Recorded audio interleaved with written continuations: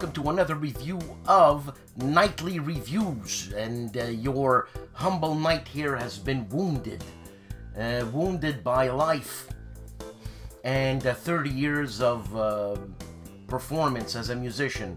This hand is not done yet, but this hand is done, and it's healing. I can move my fingers that much. This is 2 days after my surgery, which was done to alleviate pressure from my nerve, so it is a carpal tunnel syndrome issue.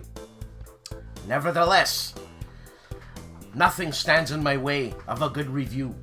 And actually, things did stand in my way of anything because of the pain. The pain is less now, so please, don't worry for me. I'm a knight. I'm your knight in shining armor. Shut up! So today, we are going to be reviewing, I think,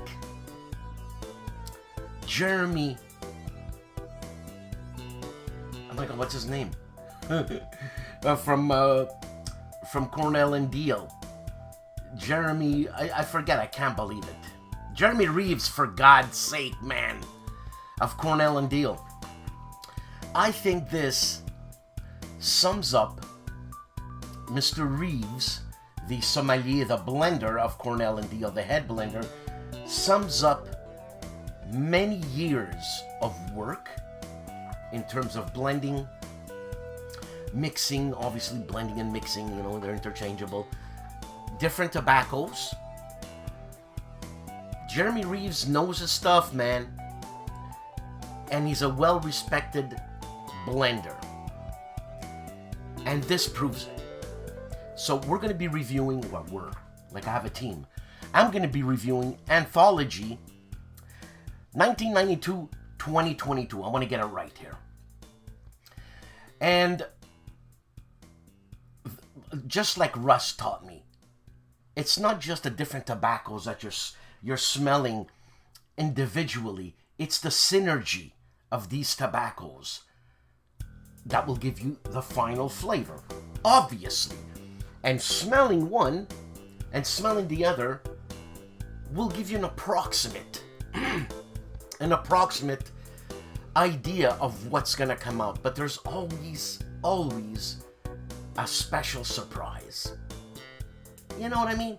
A special smell that both of these two, and taste, that both of these two or three, bringing up the ante in terms of complexity, or four, bringing up the ante in terms of complexity, and you need an experienced nose taster who knows what to do with this, right? So this is a Virginia Perique tobacco. I'm looking at my notes. And as soon as you open the tin, what I did is, I work in palliative care, right? I'm a glorified dishwasher. Proud to be. After 20 years in psychiatry and 30 years in the music biz, I have now climbed the ladder to dishwasher. Wonderful job. Stress-free. You know what you gotta do. Every day I go in, I know what I gotta do. When I go to bed, I don't wake up with, there's gonna be a surprise tomorrow, like in psychiatry or in music. The music's a different thing. I excelled in surprises and the crunch. I did well. I never choked. Anyways, never, not once. I wake up in the morning. I know I gotta take that dirty dish, put it in the rinse, wash the dish, sanitize the dish. That's it. That's it. I think it's wonderful at my age to be able to coast a little bit. I want to coast. I'm getting detracted from what I'm doing here. Anyways, and I just want to make a note, and I guess this is a shout out to Parsimonious Piper. I call him Parse because parsimonious is really long, and you can imagine if you're a father and your son's called Parsimonious and he's running away, and you want to call him Parsimonious, he's already gone. But if you say, Parse, he stops. Huh? So Parse, there's nice reds in here, and I know you're not a big red fan, but you gotta give it a shot. You gotta give it a shot because it's just there. The reds are just there, as are the brights. They're just there, and as are the darks. They're just there. And that's the beauty of this tobacco and this blend and the genius of Jeremy Reeves. And experience, because you can't buy experience. No matter what anybody tells you, you can't buy experience. I think, if this was Jeremy Reeves' final blend, well, he just went out with a bang. It's like the band The Police, right? If you follow their albums in ascending order, the first one being with the hit Roxanne, and then you go on, I think the second one's De Do Do Do, De Da Da Da, or Atlantos d'Amour, and whatever. And they finished at Synchronicity. They quit after that. Well, they went out with a bang. So going back, if Jeremy Reeves finishes his life in tobacco business with this tobacco, he can be very proud. It's, as soon as you open it, and going back again to my working in palliative care, I gave the can unopened to a nurse. And I said, open that can, smell it. I haven't even smelled it yet. You tell me right away the first thing you smell. She opens the can and starts saying, my, so many papers. Relax, lady, just smell the bloody thing. And I said, shove your nose in it and take a deep breath. And she does. And she says, oh my God, plums. Nice plums. Not overly ripe, but ripe enough. And I smelt it, and it was just, for me, it was tangy. Again, without being too bright. The reds were there, giving me that rich, because this is a rich tobacco. In terms of flavor, it's rich for me. And when I say rich, don't think of Latakia rich. You think of a vapor in terms of richness, okay? So I would call this a substantial vapor, a deep vapor, okay? Without going too deep. Nothing here is exaggerated. There is a marriage of experience in this blend that I'm very impressed.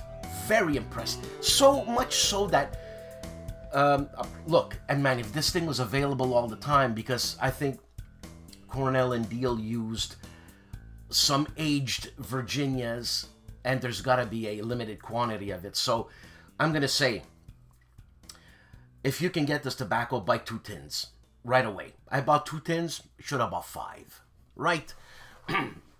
People who buy 10 tins, I understand you buy 10 tins and you got to get ahead and buy the tobacco, but you got to leave some for other people, for God's sakes, man. I digress. I would put this tobacco in as a classic. It already is a classic for me, as is Erinmore, as is Orlick, as is... You know what I'm going to say? I'm going to say it again. As is Viprati. I love Viprati because it's just, big word here, mellifluously full of ideas and imagination and memories. See, that's what tobacco gives you, man. Anyways, this tobacco is woodsy, citrusy, fruity, bready. Virginia's obviously, and they say here there's Canadian bright Virginias. They're there too. You gotta go looking for it because the reds, for me, they're Parse. bars.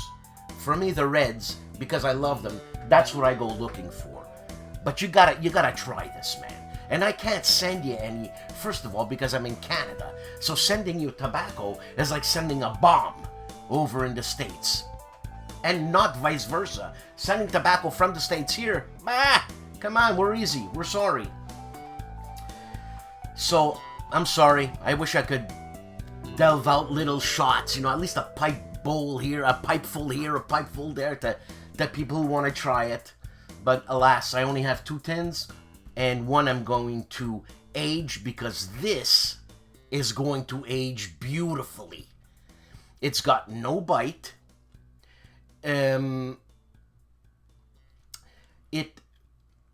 It is a sit down, smoke, and you can watch TV with this one. It's like it's a staple. It's like a good single malt, man. But actually, it wouldn't be. You can't compare a tobacco blend to a good single malt because sure, a single malt is blended from the malts of that house, right?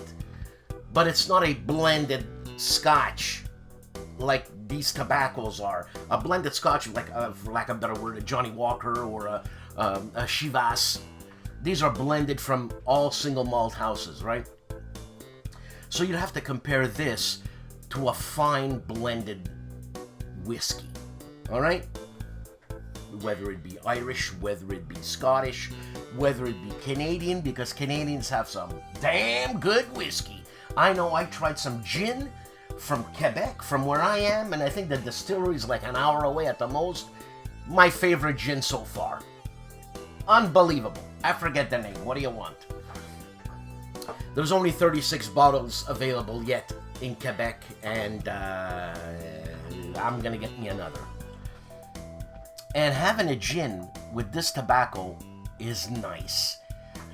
I wouldn't have a Scotch with this tobacco. I would go with a gin. Or would I go with a tequila? With a vanilla chocolatey flavor? By the way, this tobacco does have some cocoa hints. Alright? And that's the synergy of all the stuff. All the tobaccos blended together. I learned that from Russ in Get Schooled. And if you have never seen any Get Schooled episodes that I do with Russ, check it out because we have good communication, Russ and I, and my questions are pertinent, and Russ creates questions in my mind when he talks, so I ask some more, something that I'm very privileged to ask Russ these questions because Russ is a master blender, as is Jeremy Reeves, as is Perry Jensen. But there are other blenders I'm going to get to know. I digress. As I said, this tobacco, let me read some of my notes here. It's very difficult working the mouse with the whatever with my hand. So, it's a little bit vinegary, a little bit acidic, a little bit woody, sour lemon. A little bit. I would put it more to, no, sour lemon's good. Sour lemon, but not sour. A little sour lemon. Sour sottovoce lemon. You know what I'm saying? Obviously, figs and prunes. And I'm just gonna wrap up this review because I'm being redundant here by saying this is a rich, deeply rich. Take deeply with a grain of salt. We all have different tastes. Deeply rich, satisfying. This is a satisfying tobacco. Sometimes you finish smoking a tobacco and it's like, man, it's not what I wanted to smoke. And you light up another bowl. Well, this you're not going to light up another bowl. This you are going to be left with, man, that was a good smoke. And you're going to have memories. You will.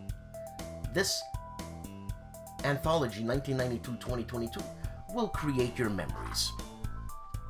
Memories, I mean, like, music spawns a memory from long ago. Wine does that. Anything that's special at that moment. Foie gras. You know what I'm saying? Foie gras, man. And what would you eat with this? Well, as I said, firstly, what would you drink? I would drink a clear eau de vie, okay? A nice grappa, high-end grappa, a nice vodka. I would have it chilled. And above all, a nice gin. Gin goes very well with that because of the...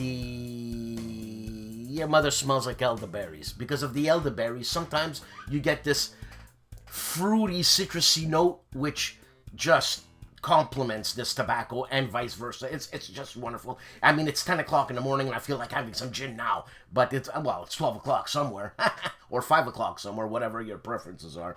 But anyways, let's go to the main stats here. All right? So, the brand, Cornell and Deal, blended by, masterfully, Jeremy Reeves. The blend type, Virginia Perique, in that order. The contents are, and why do they do this on tobaccoreviews.com? Then they tell you contents are Perique and Virginia. No, go in order of importance or amount, for God's sakes. So I'm gonna say Virginia Perique, even though they say Perique Virginia. There's no flavoring. It's a broken flake. It comes in 2-ounce tins, and that's all. The country it's made in is U.S. in the Carolinas, and it is, if you can still get it, currently available. Now let's go to the, I'm going to call them the main stats, the flavor stats. Strength is medium plus. You got it, baby. Flavoring, none. Taste, medium, notch plus. God, this room note is beginning to irk me. Pleasant to tolerable. My wife hates it. She hates it. Get out of the house. Don't smoke in the house, I'll kill you. So that's the room note. Get out of the house or I'll kill you.